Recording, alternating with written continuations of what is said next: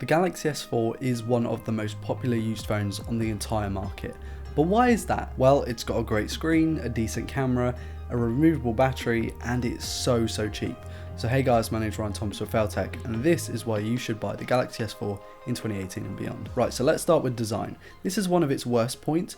I actually really like it due to the fact that it's got small bezels, but not everyone will really appreciate the plastic design with the kind of tacky, chromy side bezels, and then also the plastic removable back. I like it because you can change out the battery, you can add microSD expansion, and of course you get access to that SIM card slot, but most people like metal phones nowadays, and you don't get wireless charging on this one, which is a bit unfortunate. It all depends on the market that you buy the phone from. It does have off-screen buttons that unfortunately don't replicate the buttons that we see in modern smartphones. That is not a multitasking button on the left, that is a menu button. You have to hold down the home button to get to multitasking, which is unfortunate on the 5.0 Lollipop. Now, like I said, the bezels aren't huge. Top bottom, they're actually quite good, and side to side, they're not bad. They're nothing like the Infinity Edge displays that we see in modern Samsung Galaxy phones, but I definitely feel that these are fairly 2017. Of course, there are no sweeping edges, there are no extra curves, there's nothing that really makes it stand out as a gorgeous piece of construction, and that really didn't start until the Galaxy S6 era. However, I find it's really not that bad, and it does beat out a lot of other smartphones because those off-screen buttons free up the beautiful display. And what a display that is. 1080p Super AMOLED display, which is fairly sharp actually, and is gorgeous. The colours are just amazing, the blacks are super deep, and it's one of the best displays I've ever seen on a budget smartphone. This is leaps and bounds better than the Galaxy S3, which had a 720p display, and it really fills out the front, which is really nice. It emphasises the colourfulness of TouchWiz. It's 5 inches, so it's nice and handleable for a lot of people. It's not too small, and I've come to like the form factor. Now, I've bundled performance, software, and battery life all into the same category because this is where the Galaxy S4 really does fall short.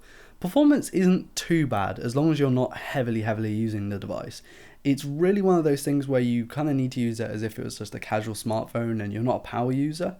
The battery life is really bad unless you upgrade or replace the battery, which of course is a lot easier to do on this. Since it's a Galaxy S4, it has a removable back, and to be honest, it's no trouble changing or removing the battery. However, you don't get fast charging, which means that if you really wanted to charge the device considering you're losing a lot of battery life, it's going to take a lot longer than something like Galaxy S7. And the software. This phone's worst downside is TouchWiz. It's 5.0 Lollipop and it's heavily skinned, and that means that it can lag a lot, although a lot of people put custom software on. I've installed an Nova launcher because I much prefer that launcher. I've also installed an icon pack or two, and also the cool Zupa widget up front. I think the display looks really good in this configuration, and I think that TouchWiz is just a little bit too vibrant and it kind of feels a bit fake and plasticky compared to something you can do by yourself.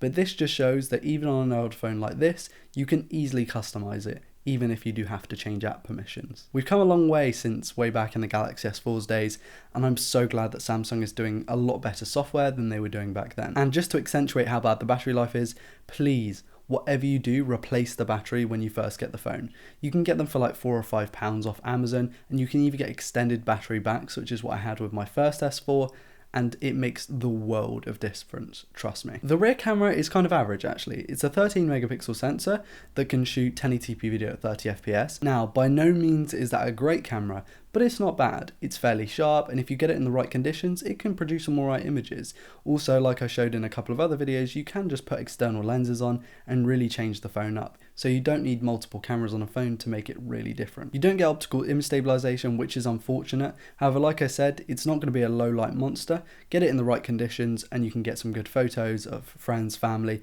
anything like that. And to be honest, if this is a phone for your kid, then most likely they'll be going out a lot, and if you live in a rainy place like mine, then just install some decent light bulbs and you'll get better photos. But I would recommend that if you want a phone like this and you don't want to pay a lot of money, but you want a really good camera, step just up to either the Note 4 or the Galaxy S5. You're going to get much better results, even the Note 3. The camera software is a little bit bloated and it's a little bit buggy here and there. The photos that it produces are alright, but they take a while to render, and you also have to take into consideration that the UI feels dated. The actual camera buttons and the settings and the quick menus all seem a little bit old-fashioned. However, it's functional, and I think that's probably what's quite important about these older phones. They're functional, they're just not necessarily optimized. The front camera is a completely different story. It's a 2 megapixel affair that shoot some absolutely abysmal selfies. Like, the quality of this thing, even in great light, just isn't very good.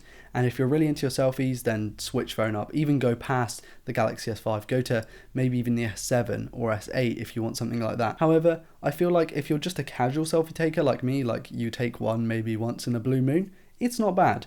And I feel like I could definitely go with this phone for the cameras, because having a phone like the OnePlus 3 where the rear camera just hasn't worked for basically ever since I got it, means that having a phone that actually has a workable camera is one that's alright in my opinion. Now, unfortunately, there's no fingerprint scanner. There's a lack of fingerprint ID at all, or Face ID, or iris scanner, or anything that Samsung offers nowadays, which is unfortunate. What you're going to have to do is go up to the S5 or the Note 4 to get those kinds of features, and even then, they're not that optimized, so go with something like an S6 or Note 5. Now, in my opinion, this is a huge deal breaker for me, and this is why I will not go with an S4, purely because of a fingerprint scanner. That's the one thing I just require in a phone nowadays, and I feel like it's a real letdown. However, back then, they weren't the norm. Of course, you miss out on proper IP certification, so weatherproofing. You also miss out on Ultra HD video, which is something that a lot of people really want nowadays, and that front selfie camera just isn't quite great enough. I feel like there's a lot of third-party options when it comes to the software, and that's really good because you can go on XDA forums, download software, install with Odin, stuff like that. However, I'm still really scared about installing custom software of Samsung's. It's just something that I've always been scared of, and I personally don't think I'll be doing it in the future. However, the option is available for those of you who really want to go for that. Of course, you lack Type-C and fast charging. You do get microSD, which is fairly standard, of course, and you do get a headphone jack, which is nice. But in my opinion, you're probably better off going with a Galaxy S5 or maybe a Note 3, Nexus 5, LG G3, anything like that, or even iPhone 5S. I feel like there are much better options in this category. However, that screen is just something that just stands out to me as a really, really good feature. I love the display, I like the camera, and I actually kind of like the form factor now. It's something that when I first checked out I didn't really like, but nowadays the form factor actually feels nice after holding such large phones. Anyway guys, my final verdict is yes, I recommend this. This is probably the lowest end Samsung flagship that I would go with. The S3's camera and software is just not quite good enough. Anyway guys, that's it from me. So yes, thumbs up from me at Failtech. Please do like, dislike, comment and subscribe, and also follow me on social media if you're new around here. It helps me out, and also then I kind of gauge what kind of videos you want to see. Anyway guys, my name is Ryan Thomas with Failtech. Thank you to Haztech Gamer, to Darren and to Ross for supporting me on Patreon, and I'll see you in the next video. Peace.